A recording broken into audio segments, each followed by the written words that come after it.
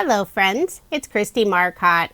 I'm so excited to be guest designing for Pretty Pink Posh using their brand new January 2023 release. It's all about love and Valentines. I'll show you the items I received from the release, but there are other items available and I will have links provided in the description box below. First up is a stamp set called Potted Roses. There's stamps and coordinating dies. Next up is a stamp set called Heart Critters. Lots of really cute images and also some fun sentiments. And there are coordinating dies. And I really like how there's a die for the large word hugs and love. The next two items are sentiment dies, large hugs shadow and large love shadow. So there's the word and also the outline to go around the word. And I love the font, it's so pretty. The next die set is called Valentine Mug Editions. This coordinates with their winter mug die set, but you could also use these pieces on their own. There's a cute spoon with a heart. We have a couple of chocolates. There's a cherry, little whipped cream topping. There's even a chocolate covered strawberry. The next die set is Wonky Stitch Squares. Love this set. They already have the rectangles and now they've added the squares. The next die set is called Sweet Note. You can use this to create some adorable little valentines or just a fun little note for someone. There are several new layered stencil sets, which are always a lot of fun. I received 3 of them. I believe there are 4 available. The first one is called Layered Valentine Hearts. I'll take it out of the package. You can see all the different layers. So one layer has the sentiments, the next one has stripes for the hearts, this one has the polka dots, and then the last one has the solid of the hearts. The next set is called Layered XOXO. There are 3 pieces included for this stencil set. One has the X's, another has the O's, and the final layer has all the little hearts. So you could use all 3 together or you could just use 1 or 2 of them. The final stencil set is my favorite. This is Layered Cherries. There are 3 stencils. So one you'll create the cherry, the other will be the stem, and the final layer creates the leaves.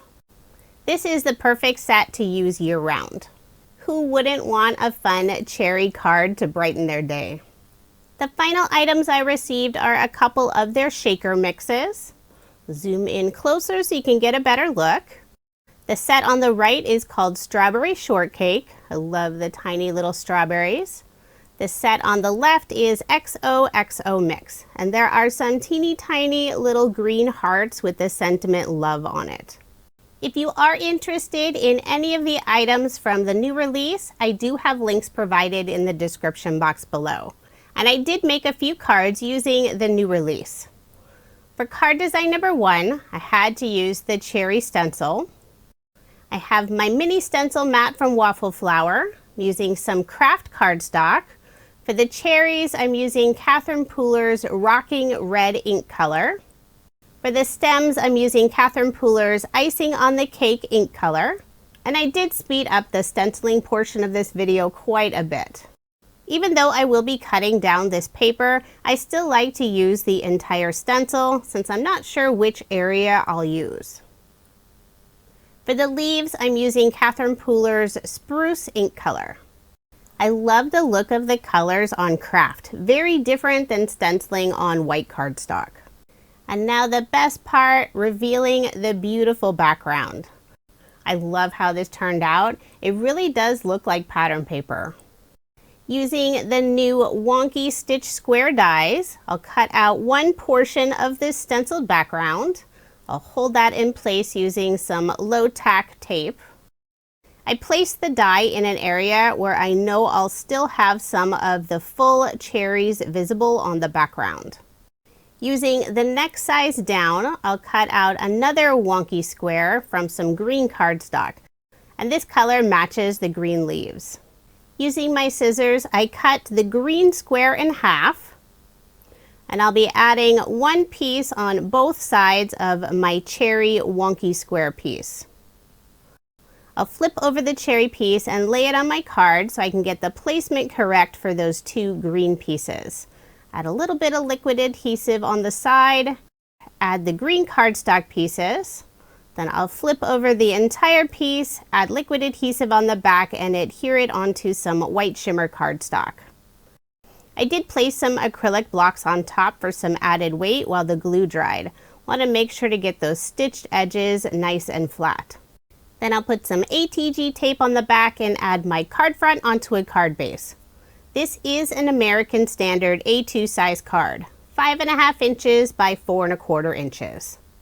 Now I'll start working on the sentiment. I cut out the word hugs from some red glitter cardstock. For the outline, I cut it out from some vellum, then I cut out a second piece from some white cardstock. I'll put liquid adhesive on the back of the word hugs and adhere it to the vellum layer. Then I'll very carefully add more liquid adhesive on the back, just behind where that red glitter cardstock is, and layer that piece onto the white cardstock, creating a little bit of a drop shadow. Next, I'll add some foam dimension on the back side. I will need to trim down some of those foam pieces to make sure they fit on the back of the word hugs.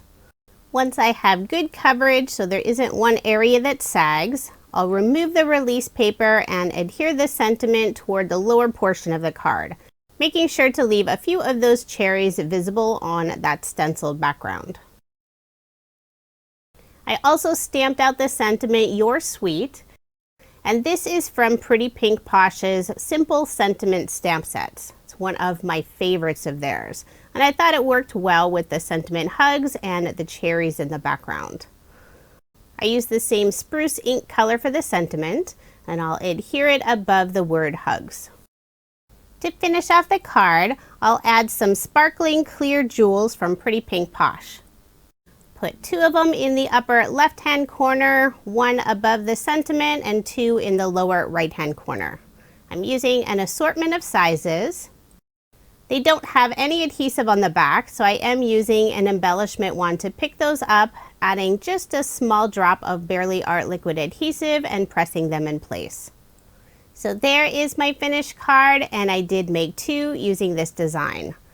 I love how this turned out. Stencils are so much fun to use since you can customize the color to create your own look. Now moving on to card design number 2. I'll be using another stencil, this time the XOXO. I have some pink cardstock for the background, and I'll be using just 2 of the layers. I'm starting off with the O. I'm using the same Rocking Red ink color from Catherine Pooler. And for the X's, I've selected It's a Girl ink color by Catherine Pooler. This ink color is just slightly darker than the pink cardstock. Once I have good coverage, I'll trim down this panel to 3 7/8 by 5 1/8. I will be layering it on some red cardstock, but first I wanted to add some paint splatter to the background. I'll start with a little bit of white paint, then add a dark pink, almost a reddish color. I'll set that panel aside to dry and start working on the image. Using the Winter Mugs die set, I cut out a white mug from some white shimmer cardstock. And I also cut out the liquid portion. This will be a cup of cocoa. Using the stitched heart die that's included on the Valentine mug edition set, I'll cut out a heart in the center of my white mug. Then I'll flip it over and add some double-sided tape on the back side, mostly around that heart opening. I am cutting some smaller pieces of the tape so I can get around that heart opening. Then I'll remove the release paper. I thought it would be fun to create a little shaker card. Next, I'll add a piece of acetate. I'll trim that down so it doesn't go outside the edge of the mug. I also don't want to cover up the very top portion of the mug. Once that's adhered, I'll add some thin foam strips all around that heart opening. And I'll make sure it's sealed nicely so none of the shaker bits will escape. The foam strips I'm using are from scrapbook.com. It's the perfect thickness for shaker cards. And I'll also add some of the foam dimension on the handle of the mug. That way it'll be nice and level when I adhere it to my card. Now it's time to add the fun shaker mix. I'm using the XOXO mix. I want to make sure to add enough of the mix so it is visible, but not too much that it won't be able to shake. For the little green hearts, I made sure to flip them all over. That way the word love isn't backwards. I'll add just a few more pieces. Then I'll remove the release paper on the foam. To seal everything in place, I'm adding a piece of brown cardstock, and it's the same brown color as the cocoa on the top of the mug. And I've already trimmed down that piece of brown cardstock so it fits perfectly on the back side of the mug.